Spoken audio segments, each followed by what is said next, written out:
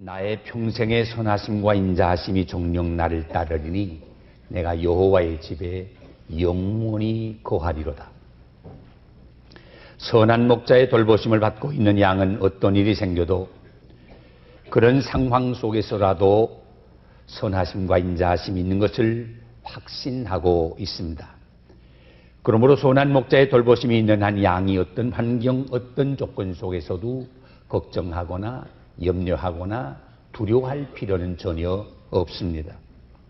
오늘 우리가 나누게 되는 말씀을 자세히 보세요. 나의 평생의 선하심과 인자하심이 정녕 나를 따르리니.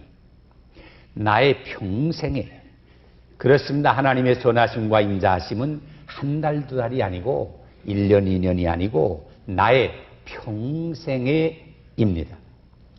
주님께서 사랑하는 제자들을 향하여 말씀하신 말씀 가운데 보아도 너희는 가서 어떤 족속으로 제자를 삼아 아버지와 아들과 성령의 이름으로 세례를 주고 내가 너희에게 분부한 모든 것을 가르쳐 지키게 하라 하시면서 볼지어다 내가 세상 끝날까지 항상 너희와 함께 있으마 약속해 주셨습니다.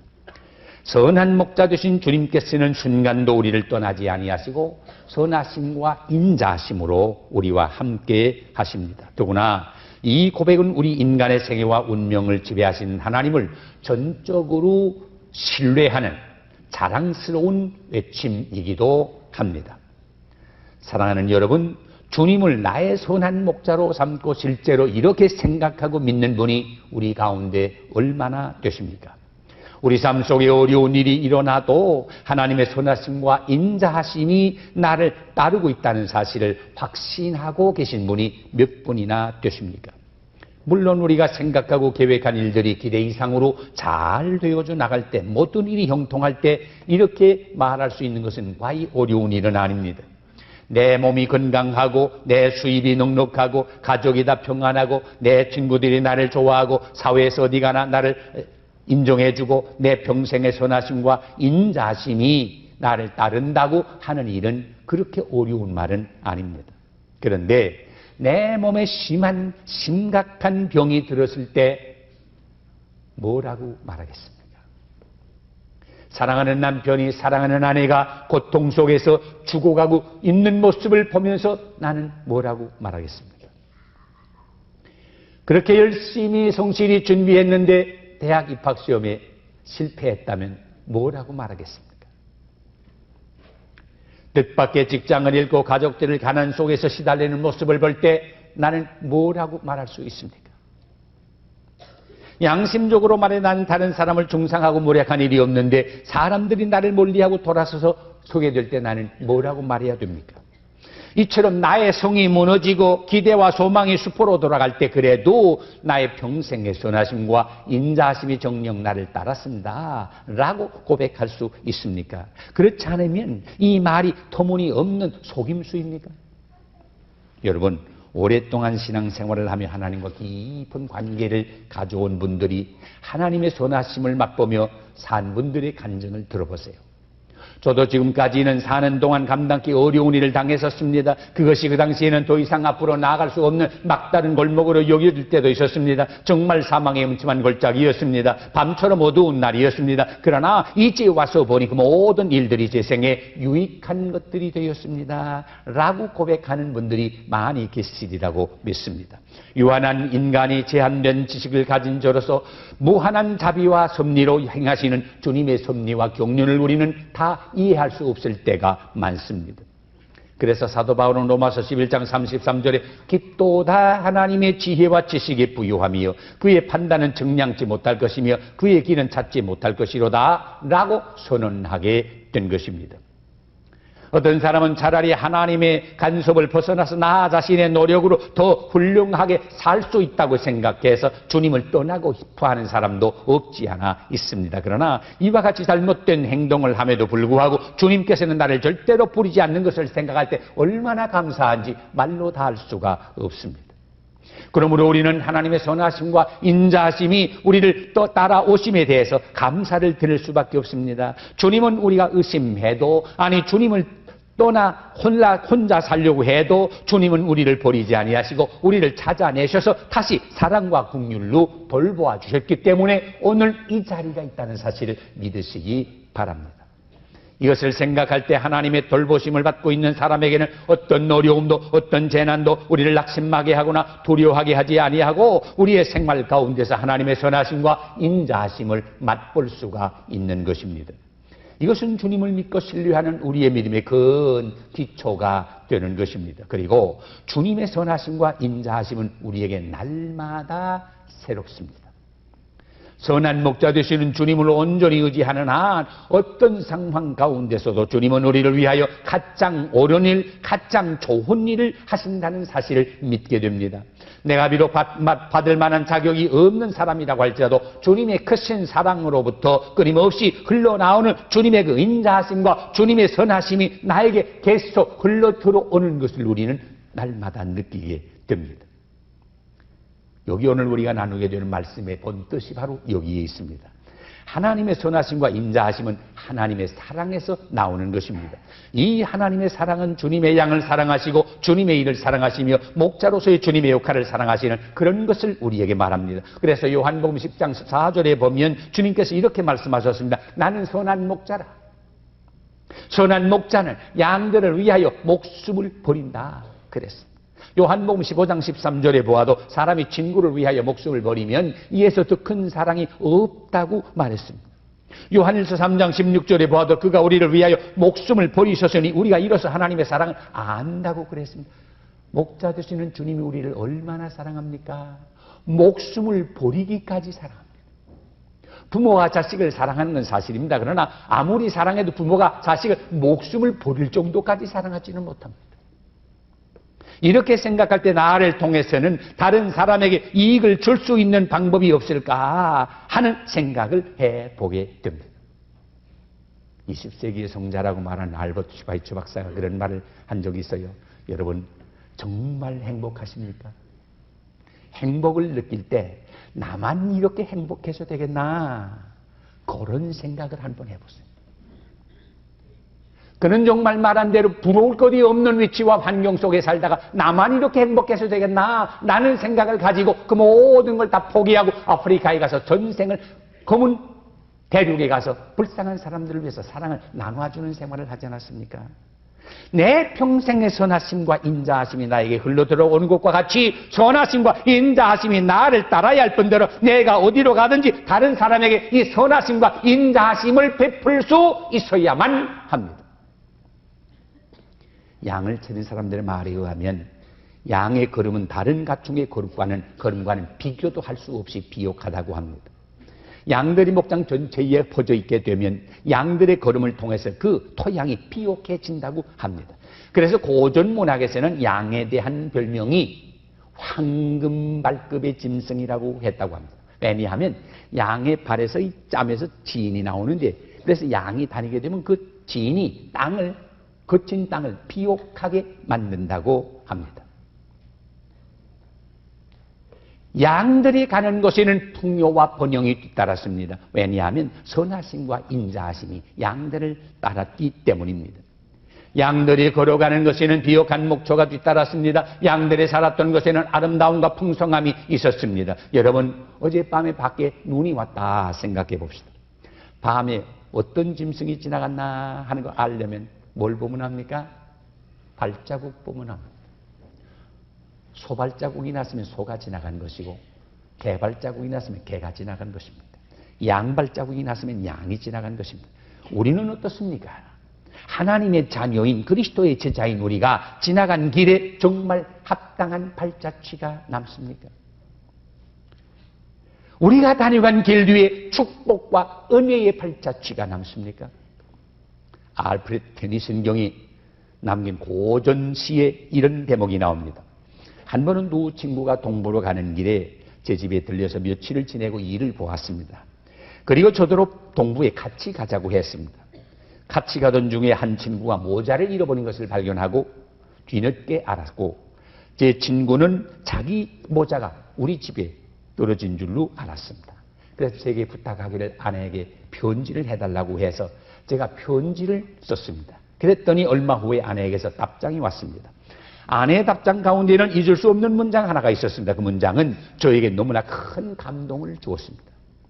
저는 당신의 편지를 받고 집안 구석구석을 다 뒤져보았습니다. 그러나 손님의 머지않은 흔적도 보이지 않습니다. 그런데 그분들이 남겨두고 가신 것은 오직 큰 축복 하나뿐입니다. 저는 이 대목을 생각하면서 저 자신을 한번 돌보아 생각해 보았습니다.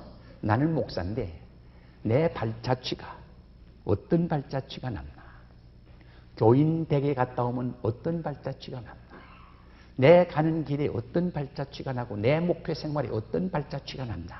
생각을 해보았습니다. 슬픔의 흔적을 남기나 아니면 기쁨의 흔적을 남기나? 다른 사람들이 우리에게 선하심과 인자하심을 기대할까요? 그렇지 않으면 아무것도 기대하지 않고 차라리 잊어버리고 말까요? 우리는 우리 뒤에 축복이 임합니까? 아니면 잊고 싶은 추억을 남기고 있습니까? 우리를 아는 것이 다른 사람에게 기쁨이 됩니까? 아니면 우리를 아는 것이 귀찮고 고통스러운 일이 되겠습니까? 이사야 52장 7절 말씀에 좋은 소식을 가져오며 평화를 공포하며 좋은 소식을 가져오며 구원을 공포하며 시온을 향하여 이르기를 내 하나님이 통치하신다 하는 자의 산을 넘는 발이 어찌 그리 아름다운고 그랬습니다. 여러분, 우리 한 번 스스로 생각해 보았으면 합니다. 나는 어디 가나 화평을 남겨두나 아니면 어디 가나 불화를 남겨두나, 나는 누구에게나 용서를 남겨두나 아니면 원한을 남겨두나, 나는 만족을 남겨두나 아니면 불만을 남겨두나, 나는 어디 가나 희망을 남겨두나 아니면 좌절을 남겨두나, 나는 누구에게나 사랑을 남겨두나 아니면 미움을 남겨두나. 어떤 사람은 가는 곳마다 불결한 흔적을 남겨두기 때문에 그의 발자취를 차라리 가리고 싶어 합니다. 우리가 이렇게 되면 큰일입니다. 난 그 사람 생각하기조차도 싫어. 이렇게 되면 어떡합니까? 여러분, 이렇게 발자취라는 게 중요합니다. 발자취를 보면 양이 지나갔는지 이리가 지나갔는지 알 수가 있습니다. 마찬가지로 우리의 발자취를 보면 성도가 지나갔는지 사기꾼이 지나갔는지 알 수가 있습니다. 한 번은 세례 요한의 제자들이 예수님의 사람들의 병을 고치시며 복음을 전파하고 계신 그 자리에 찾아왔습니다. 선생님, 우리가 온 것은 다른 거 아니고요. 모 선생님 아시다시피 우리 선생님께서 다 선생님을 소개한 적이 있지 않습니까? 그런데 그 어른이 지금 감옥에 들어가 계신데 하도 답답하고 고통스럽고 마음의 갈등이 생기고 그러니까 저희한테 부탁하길 너희들 다시 한번 가서 내가 그분을 소개하기는 했다마는 정말 그분이 우리가 기다릴 메시아인지 아닌지 한번 재확인을 하고 와라. 그래서 왔습니다. 이때 보통 사람 같으면 이 사람들 말을 어떻게 그렇게 하나? 내가 메시아가 아니면 누가 메시아야? 또 자네 선생님이 다 이미 하나님의 어린 양을 보라고 소개하지 않았나? 그래도 모르겠나? 라고 말할 수 있죠. 그런데 예수님이 그렇게 대답하지를 않았습니다. 그때 마침 예수님은 병든 자를, 눈먼 자를 고치고 계셨는데 그들에게 대답하시는 말씀이 너희가 가서 보고 들은 것을 요한에게 고하라. 소경이 보며 안전뱅이가 걸으며 문둥이가 깨끗함을 받으며 귀머거리가 들으며 죽은 자가 살아나며 가난한 자에게 복음이 전파된다고 하라. 나를 알려고 하는 사람에게 지금 내가 하고 있는 것을 보며 보여준다고 하는 것은 정말 중요한 것이고 스스로 판단하라고 말하는 것은 보통 말이 아닙니다. 여러분, 우리의 발자취는 어떻습니까? 나를 내가 아무리 선전한다고 해도 다른 사람이 내 발자취를 보고 판단할 것입니다. 저 아프리카에는 데이비 리빙스톤과 알버트 슈바이처 박사의 발자취가 있습니다. 그들이 밟았던 검은 대륙의 숲과 평야와 마을에는 그들의 발자취의 영향이 아직도 살아남아 있습니다. 그것의 원주민들을 리빙스톤이나 슈바이처는 한평생 주님의 인자하심과 선하심이 뒤따른 하나님의 사람들이라고 기억하고 있습니다. 사랑하는 여러분, 우리는 하나님의 선하심과 인자하심을 받은 사람들입니다. 그러므로 우리도 하나님의 선하심과 인자하심을 다른 사람들에게 보여주어야 합니다. 오늘의 교회를 무미건조하고 미지근한 기관으로 전락시키는 것은 다른 사람이 아니라 우리 자신의 책임입니다. 우리는 보통 하나님만이 우리에게 축복을 가져다 주는 줄로 생각하기 쉽습니다. 그런데 우리가 하나님의 은혜를 받아 다른 사람에게 그것을 보여줄 때 그 사람에게도 은혜가 됩니다. 뿐만 아니라 하나님께 영광을 돌리는 일이 되고 우리가 하나님의 자녀가 되고 그리스도의 제자로 인정을 받게 되는 것입니다. 목자로서는 양이 잘 되고 왕성하게 번성하는 것을 보는 게 그렇게 기쁠 수가 없습니다. 양들이 만족해하는 것을 보는 것은 목자의 한없는 기쁨입니다. 저는 여러분이 우리 교회 나오시면서 그렇게 기뻐하는 거 볼 때 아마 나만큼 기쁜 사람이 없을 거예요. 지난 주간에도 어떤 권사님 댁에 사업을 하는데 신방 와달라고 해서 갔는데 그 사업이 번창하고 잘 되는 거 보니까 그렇게 흐뭇하고 좋을 수가 없어요. 이게 목회자, 목자의 마음입니다. 그러므로 우리도 우리의 목자 되시는 주님께서 이런 만족을 찾고 계시다는 사실을 기억해야 합니다. 이것이 우리가 드릴 수 있는 주님께 대한 예물입니다. 주님께서 말씀하셨습니다. 이렇게 너희 빛을 세상에 비춰서 세상 사람들이 너희로 하나님께 영광을 돌리게 하라. 요한복음에는 너희가 과실을 많이 맺으면 내 아버지께서 영광을 받으실 것이요 너희가 내 제자가 되리라 그랬습니다. 여기 말씀하는 착한 행실 또는 과실은 무엇을 의미합니까? 성령의 열매입니다. 성령의 열매가 뭡니까? 사랑과 기쁨과 화평, 그 밖에 모든 독입니다. 사도 요한도 성령의 충만받기 전에는 사랑하지를 못했습니다. 그러나 성령의 충만함을 받은 다음에 사랑의 열매를 맺었습니다. 그래서 예수님께서도 우리에게 새 계명을 주시면서 너희가 서로 사랑하라. 내가 너희를 사랑한 것 같이 너희가 서로 사랑하라. 너희가 서로 사랑하면 세상 사람들이 너희가 내 제자인 줄을 알리라 라고 말씀하셨습니다. 주님의 선하심과 인자하심이 우리를 따르는 동안 주님은 우리를 계속 바라보고 계십니다. 주님은 우리가 다른 사람에게 줄 뿐만 아니라 주님에게도 기쁨을 드리는 동안 선함과 인자하심을 보고 싶어 하십니다. 우리는 주님을 사랑합니다. 주님께서 우리를 먼저 사랑하셨기 때문입니다. 우리가 주님을 사랑하고 그러므로 이웃을 사랑하게 될 때 주님은 만족해 하십니다. 그리고 여기 우리는 하나님의 집에 영원히 거한다고 하는 축복을 발견하게 됩니다. 여기서 말하는 집은 하나님의 성전을 가리킨다고도 볼 수가 있습니다. 그러나 그보다도 더 넓은 뜻이 있다고 생각합니다. 어쨌든 하나님의 집에 거하는 것은 하나님의 자녀에게 있어서 가장 큰 위안이요 기쁨이 아닐 수가 없습니다. 하나님의 집이 있을 때 우리는 아무 염려가 없습니다. 밖에 폭풍우가 부르친다고 할지라도 하나님의 집에 있는 동안은 언제나 평안하고 감사하고 만족할 수가 있고 세상에 누구도 발견하지 못하는 축복을 마음속에 느끼게 되는 것입니다. 그래서 시편 23편은 여호와가 나의 목자시니 라는 자랑스럽고 기쁨에 넘치는 말로 시작을 했습니다. 그런데 이제 이 시편은 내가 여호와의 집에 영원히 거하리로다 하는 말씀으로 끝맺게 되는 것입니다. 여기 자신의 삶에 만족하게 생각하는 양이 있습니다. 그는 목자의 보살핌을 받으면서 건강하게 자라고 있습니다. 편안하게 쉴 수 있기 때문에 목자를 떠나 곁길로 갈 생각은 해본 적도 없었습니다. 그는 목자의 세심한 관리와 친구들과 함께 어울러 사는 것을 그렇게 만족스럽게 여기고 있었습니다. 한편 목자에게도 자기 양에 대한 깊은 애정과 헌신이 나타나 있습니다. 목자는 양들과 헤어진다는 것은 생각조차도 할 수 없는 일입니다. 건강하고 만족해야 하는 양은 목자에게 있어서 기쁨이 아닐 수가 없습니다. 더구나 양이 여호와의 집에 거한다고 하는 것은 더할 나위 없는 기쁨입니다. 우리 그리스도인에게도 이와 같은 자세가 필요합니다. 우리가 하나님에 있는 것을 자랑으로 여겨야 합니다. 목자 되신 주님은 정말로 선하신 분이라는 사실을 다른 사람에게 자랑해야 합니다. 알려야만 합니다. 우리는 하나님의 집 권속이 된 것을 하나님의 크신 은혜로 알고 다른 사람에게 이 놀라운 사실을 증거해야 합니다. 여러분, 우리는 하나님의 자녀가 되니 귀한 신분 가졌다는 것 자체가 얼마나 큰 축복인 것을 다른 사람 앞에 자랑해야 합니다. 경지를 가지고 살아야 합니다. 그리고 여호와의 집은 하나님의 임재를 의미합니다. 양들은 항상 목자가 볼 수 있는 곳에 있고 싶어 합니다. 양은 목자가 함께 있다는 사실을 알 때 안정감과 평온감을 가질 수가 있습니다. 자동적으로 어려움과 위험에서 이겨날 수가 있습니다. 목자와 함께 있는 동안 양에게는 풍성한 풀밭이 있습니다. 잔잔한 맑은 물이 있습니다. 신선한 들로 통하는 새로운 길이 있습니다. 고원지대에 올라가도 안전함이 있습니다. 두려움으로부터의 자유가 있습니다. 파리와 질병과 기생충을 없애는 해독제가 있습니다. 평온과 만족이 있습니다. 거기가 어디입니까? 양들이 목자가 함께 있는 곳이 바로 그것입니다. 주님께서도 말씀하셨습니다. 천국이 여기 있다, 저기 있다. 그게 아니라 천국은 너희 마음 안에 있다.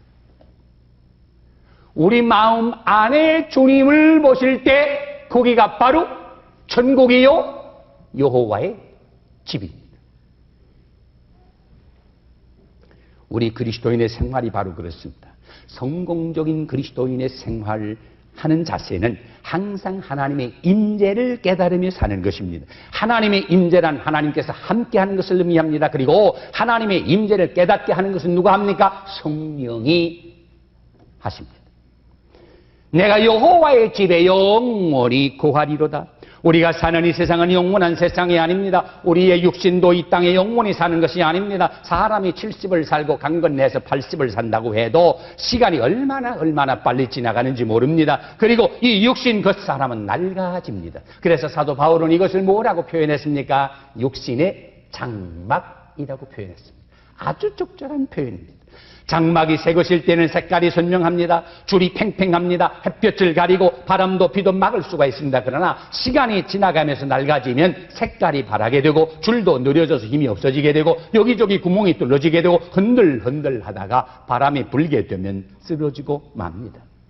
여기에 예외가 없습니다. 그러므로 우리의 돌아보는 것은 보이는 것이 아니요 보이지 않는 것이요 보이는 것은 잠깐이요 보이지 않는 것을 영원함이라고 말씀합니다.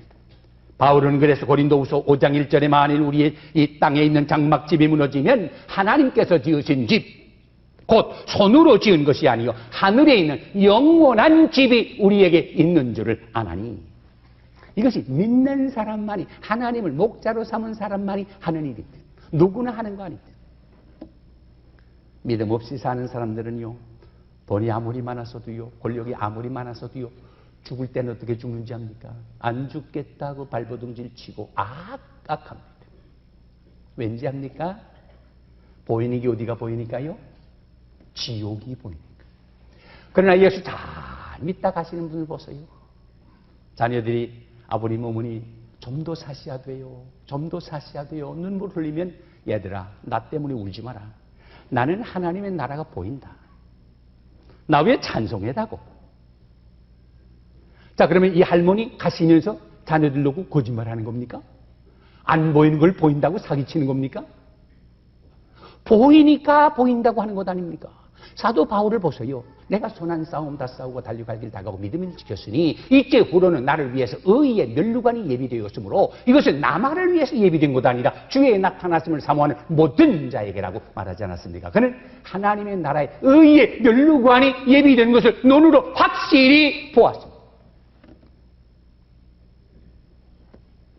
여러분, 이 땅에는 영원한 집이 없습니다. 이 육신의 장막집 벗는 순간 우리에게는 하나님의 영원한 집이 있다는 사실을 믿으시기 바랍니다. 주님도 말씀했습니다. 너희는 마음에 근심하지 마라. 하나님을 믿으니 또 나를 믿으라. 내 아버지 집에는 거할 것이 많도다. 그렇지 않으면 일러스리라. 누가 이 집에 영원히 거할 수 있습니까? 주님을 나의 목자로 삼은 사람입니다. 그래서 주님도 나로 말미암지 않고는 아무도 아버지 집에 갈 수가 없다 그랬습니다. 여러분, 이 하나님을 목자로 꼭 삼으셨습니까? 이 영원한 집에 가서 상급받는 것은 교회 오래 다녔다고 받는 게 아닙니다. 교회 직분 잘해서 되는 거 아닙니다. 목사 노릇 잘했다고 받는 것도 아닙니다. 성실하게 하나님을 목자로 삼고 믿음으로 살면 하나님이 사랑이 우리를 용납해 주시기 때문입니다. 평생에 행한 길 돌아보니 부끄럼 뿐이라 죄송하나 아버지 사랑이 날 용납하시니 생명의 면류관 주